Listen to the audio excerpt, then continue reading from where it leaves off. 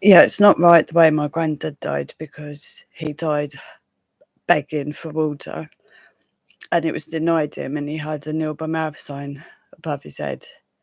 And he was 87 and he was old enough to make his own decision whether or not he wanted to risk die of choking or have a certain death by being nil by mouth.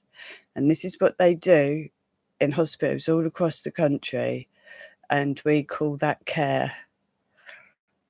And I think it's absolutely horrendous, and I think it's nothing short of murder. And when somebody doesn't have water, their lips all dry up and they start like coming off, the skin starts coming off, and all the mouth dries up and all the throat, because you need liquid down your throat. And having a drip in your arm is not the same. And if you're small, you get fluid on the lungs and die, and then it gets put down on the death certificate as pneumonia. So I don't think it's right. He wanted to come home. He had loads of money. There was enough money to pay for carers to look after him in his own house. That's a right that he had. And his wishes, people should have listened to him. The doctors, the nurses, his family. And he had a right, when he wanted water, he had a right to have water.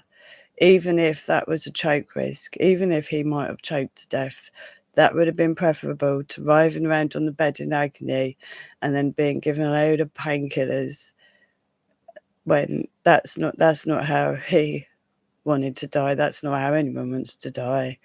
And if I'm in hospital and I'm asking for water and my lips are literally falling off, I'm really hoping that someone's going to give me some water.